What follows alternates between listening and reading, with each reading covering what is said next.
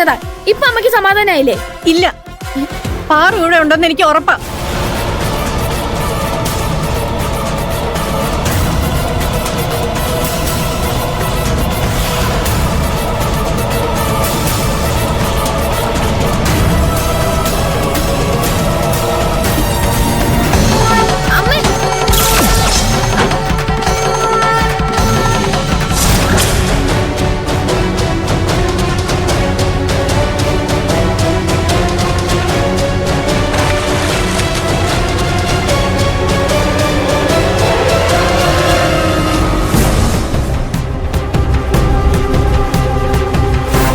നീ പോയി ആ ടാങ്കിൽ നോക്ക്. എന്തിനാ അമ്മേ? അതിന്റെ അകത്തേക്ക് ആര് കയറി വിളിക്കാനാ? നീ പറഞ്ഞത് ചെയ്താ മതി. പോയി നോക്ക്.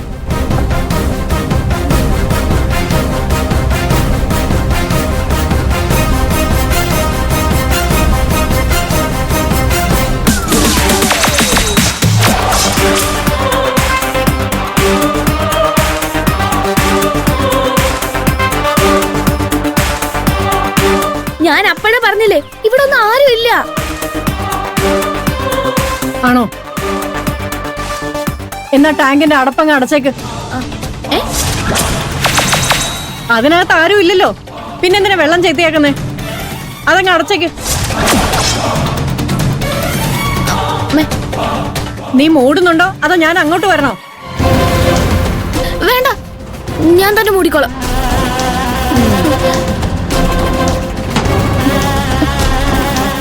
പേടിക്കണ്ട, ചേട്ടൻ വരുന്നിട വരെ ഒന്ന് പിടിച്ചു തന്നാ മതി. ബാക്കിയൊക്കെ അവൻ നോക്കിക്കോളും. ഞാൻ അടയ്ക്കാൻ പോവാണേ.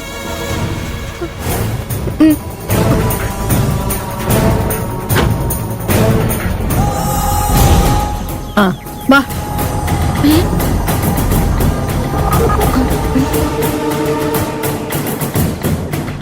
ഇവിടെ ആരും ഇല്ലെന്ന് ഞാൻ പറഞ്ഞല്ലേ അമ്മേ. നമുക്ക് പോവാം.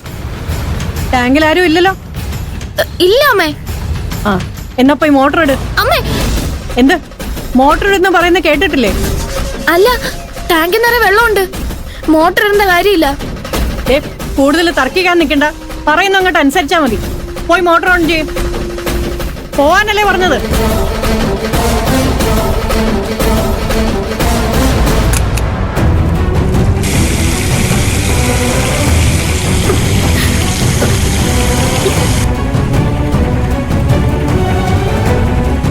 ഇപ്പൊ സമാധാനായില്ലേ?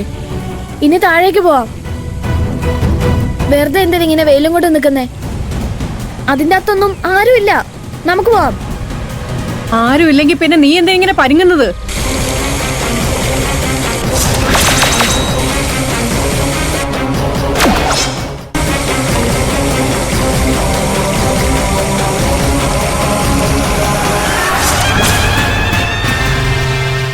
വരൂ മാഡം.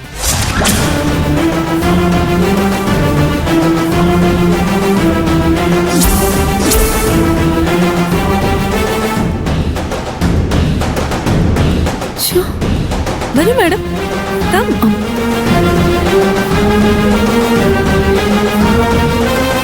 മാഡം കോർപ്പറേഷൻ ഓഫീസിലേക്ക് പോയെന്നല്ലേ മോള് പറഞ്ഞത്? ആ, ഇവരതും പറയും, അതിന്റെ അപ്പുറവും പറയൂ അങ്കിൾ. മാഡം പറയാനുള്ളത് തുറന്ന് പറയൂ. നമുക്ക് അകത്തിരുന്ന് സംസാരിക്കാം. എനിക്കിരിക്കുമൊന്നും വേണ്ട മാഡം, എന്റെ മോൾ എവിടാന്ന് അറിഞ്ഞാൽ മാത്രം മതി.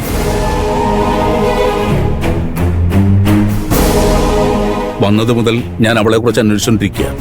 ഓരോരുത്തരും ഓരോ കഥയാ പറയുന്നത്. മാഡം സത്യം പറയൂ, എന്റെ പാറു ഇവിടെ. മാഡം പാവോ അങ്കിൾ. അങ്കിളിനെ കണ്ടിട്ട് കഷ്ടം തോന്നുന്നില്ലേ?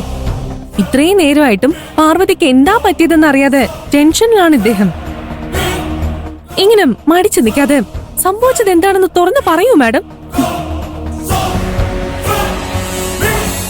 ഹോസ്റ്റലിലെ നിയമങ്ങൾ പാലിക്കാത്തതിന് പാർവതി എവിടുന്ന് പുറത്താക്കിയതാണെന്ന് പറയൂ മാഡം.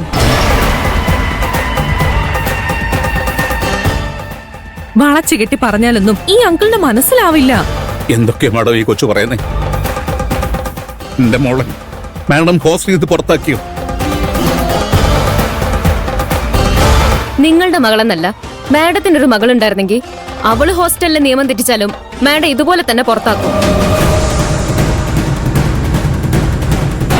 ഞങ്ങളുടെ വാർഡൻ അത്രയ്ക്ക് സ്ട്രിക്റ്റ് ആണ്. അതും നിങ്ങളുടെ മോള് ചെയ്ത തെറ്റിന് ഹോസ്റ്റലിൽ നിന്ന് പുറത്താക്കാൻ മാത്രമല്ലേ ചെയ്തുള്ളൂ. എന്ന് സമാധാനിക്കാ നല്ലത്. എന്റെ മോളെ ഇവിടുന്ന് പുറത്താക്കാൻ മാത്രം എന്ത് തെറ്റാ അവൾ ചെയ്തു മാഡം? ഇങ്ങനെ മിണ്ടാ നീക്കാതെ എന്തെങ്കിലും ഒന്ന് പറയൂ മാഡം. എനിക്ക് വല്ലാതെ പേടി തോന്നുന്നുണ്ട്. പാർവിനെ ഹോസ്റ്റലിൽ നിന്ന് പറഞ്ഞു വിടുന്നതില് എനിക്ക് ഒരു താല്പര്യവും ഉണ്ടായിരുന്നില്ല.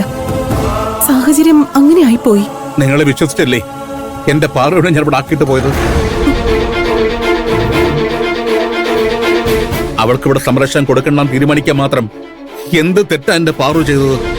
കുറച്ച് നാളുകൾക്ക് മുൻപ് പാർ ഞങ്ങളോട് ആരോടും ഒന്നും പറയാതെ ഹോസ്റ്റലിൽ നിന്ന് പുറത്തേക്ക് പോയി. പാതിരാത്രിയിൽ മതില് ചാടി തിരിച്ചു കയറാൻ നോക്കി. എങ്ങോട്ടാണ് പോയതെന്ന് എത്ര ചോദിച്ചിട്ടും പാറു ഉത്തരം നൽകിയില്ല. ഹോസ്റ്റൽ റൂൾസ് പ്രകാരം അവളെ പുറത്താക്കാതെ വേറെ വഴിയില്ലായിരുന്നു. മാഡം, ഇത്രയും വലിയ തീരുമാനം എടുക്കുന്നതിന് മുമ്പ് എന്നെ ഒന്നും അറിയിക്കായിരുന്നില്ലേ? അല്ലാതെ ഒരു പെൺകുട്ടി കഴിഞ്ഞ റോഡിലേക്ക് ഇറക്കി വിടുകയാണോ വേണ്ടത്? ഞാൻ ഇതിനെപ്പറ്റി ലക്ഷ്മിയോട് സംസാരിച്ചിരുന്നു. നിങ്ങളോട് കാര്യം അറിയിച്ചിട്ട് നിങ്ങളെ കൊണ്ട് തിരിച്ചു വിളിപ്പിക്കാനും പറഞ്ഞിരുന്നു. പക്ഷെ കോളൊന്നും വന്നില്ല. എന്നോട് ദേഷ്യം തോന്നിയത് കാരണം വിളിക്കാത്തതായിരിക്കുമെന്നാ ഞാൻ കരുതിയത്. അതുകൊണ്ടാ ഞാൻ വീണ്ടും വിളിക്കാത്തത്. എന്തൊക്കെ ന്യായീകരണം പറഞ്ഞാലും നിങ്ങളെ ഞാൻ നേരിട്ട് വിളിച്ച് കാര്യങ്ങൾ അറിയിക്കണമായിരുന്നു. എന്നോട് ക്ഷമിക്കണം.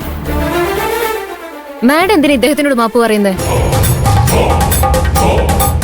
നിങ്ങളുടെ മകള് കാരണം ഞങ്ങളുടെ മാഡത്തിന് എത്ര വലിയ അപമാനം സംഭവിച്ചെന്നറിയോ?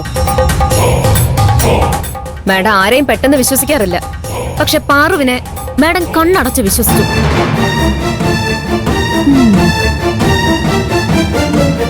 അവളാണെങ്കിൽ രാത്രി മുഴുവൻ കണ്ടിടത്തെല്ലാം തെണ്ടി നടന്നിട്ട് പാതിരാത്രിക്ക് ഹോസ്റ്റലിന്റെ മതില് ചാടി കയറി വന്നു.